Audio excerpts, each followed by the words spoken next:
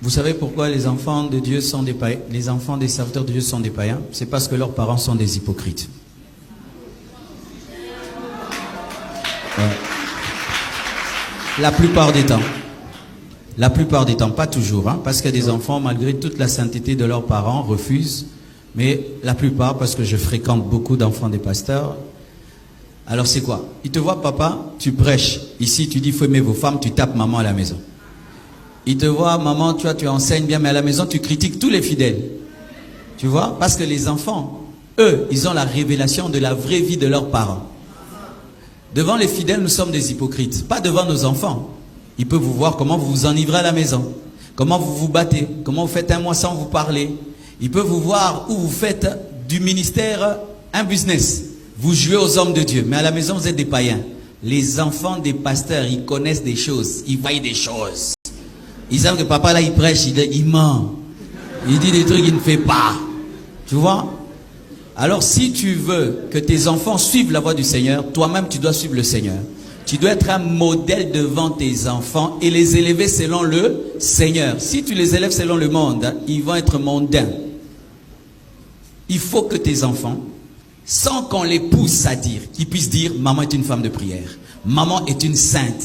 Si on prend ton enfant dans un coin, on lui dit, dis-nous la vérité sur ton père. Et il dit, il doit témoigner que tu es une servante de Dieu. De deux, le problème des hommes de Dieu, c'est qu'ils prient pour tout le monde, sauf pour leurs enfants. Ils prêchent tout le monde, sauf leurs enfants. Moi, j'ai ma petite fille. Pour qu'elle dorme, tu dois lui raconter une histoire.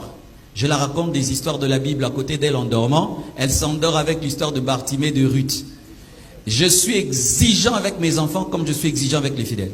J'ai une petite fille, ma première fille a, je crois, 11 ans. Quand vous saviez, pas ça, pas ça. Elle dit, papa, je suis une petite fille. Oui, mais tu es l'enfant d'un pasteur, une chrétienne. Tu t'habilles pas comme ça. Tu vois, elle sait que papa est un homme de Dieu aussi à la maison. Elles m'ont jamais vu taper leur maman, insulter leur maman. Ainsi même ma fille aimerait épouser un pasteur. Quand tu vois un enfant de pasteur qui dit, moi un pasteur jamais.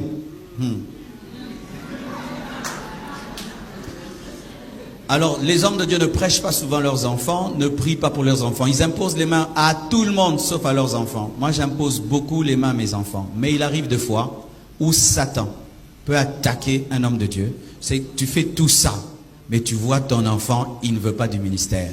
Il ne faut pas le maudire. Il faut prier pour lui, l'aimer, le supporter, et un jour Dieu se révélera à lui. Je connais un homme de Dieu. Il avait un ministère extraordinaire, il craignait Dieu, il faisait tout ce qu'un homme peut faire pour que son enfant soit dans la sainteté. Mais son enfant a décidé de vivre comme un païen. Un jour, vraiment, il en avait assez. Il est allé dire à son enfant, je ne prêcherai plus. Parce que j'ai gagné le monde entier, mais je n'ai pas gagné mon enfant. Alors moi, je dépose le ministère, je ne servirai plus Dieu. Parce que tu es une contradiction de mon ministère. Ce geste-là de son père l'a bouleversé et il s'est donné à Dieu. Cet enfant avait une onction extraordinaire. Donc il faut lutter aussi lorsque un dévie et il reviendra sur le chemin. Mais si je peux ajouter quelque chose à ça, c'est que souvent nous sommes croyants, mais nous n'acceptons pas que les gens aient leurs expériences d'Égypte. Parce que dans la prédestination, venant de l'éternité vers le temps, il peut arriver que dans ton parcours, l'Égypte soit prévue. Il peut arriver que dans ton parcours, aller en boîte de nuit et vivre certaines choses fasse partie de ton appel. Je suis de ceux qui le pensent, que le temps vécu dans le monde m'a été extrêmement bénéfique. Et il y a des choses que je comprends psychologiquement parce que j'ai été dans certains travaux que je n'aurais jamais compris dans cette dimension-là. Donc ça peut faire partie du parcours. Ça ne veut pas dire que la personne, la main de Dieu n'est pas sur elle. La personne peut se retrouver à l'extrême, comme le cas de Saül, et redevenir quelqu'un de puissant après. Ça peut faire partie de son témoignage. Comme l'a dit le pasteur, il est seulement important pour nous de continuer à croire au dessein arrêté par rapport à la vie de cette personne. Ce n'est pas parce qu'elle est ce qu'elle est aujourd'hui qu'elle ne sera pas ce qu'elle doit être demain. Ça, c'est vrai, vraiment important aussi.